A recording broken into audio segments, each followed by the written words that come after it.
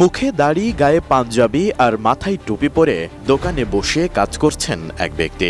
পাশে আছেন আরো কর্মচারী।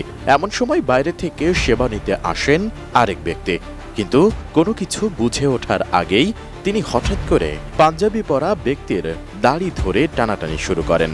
সেই সাথে অকথ্য ভাষায় গালাগালি সহ মারধরেরও অভিযোগ উঠেছে নাসিম ভুঁইয়া নামের ওই ব্যক্তির বিরুদ্ধে।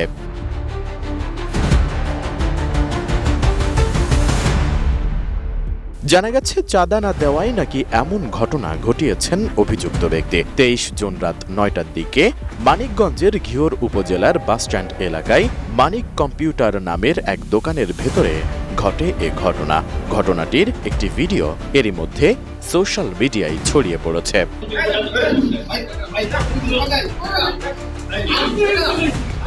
অভিযুক্ত নাসিম ভুঁইয়া ঘিওর উপজেলার বাসস্ট্যান্ড এলাকার মোশাররফ হোসেন ভুঁইয়া ওরফে বাচ্চু ভুঁইয়ার ছেলে। স্থানীয় সূত্রে জানা গেছে, তিনি টিন ব্যবসায়ী। বর্তমানে তিনি পলাতক।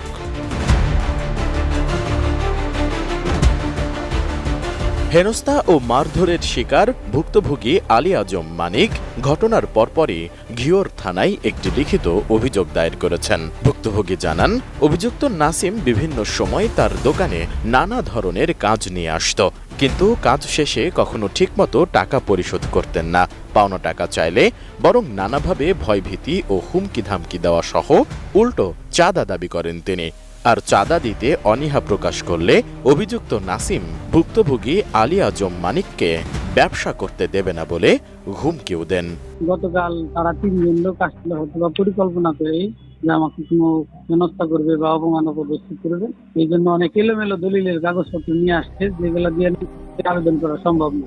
এরকম আমরা এসে জোর করে বলতেছে এটা আবেদন করে, এলোমেলো কাগজ দিয়ে তো ভাই আবেদন করা সম্ভব না।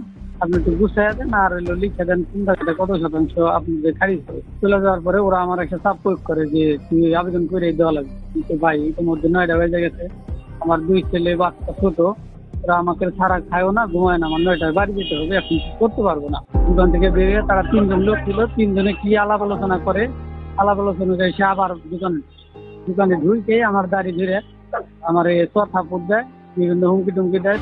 মামলার বিষয়টি নিশ্চিত করেছেন ঘিওর থানার ভারপ্রাপ্ত কর্মকর্তা মোহাম্মদ রফিকুল ইসলাম।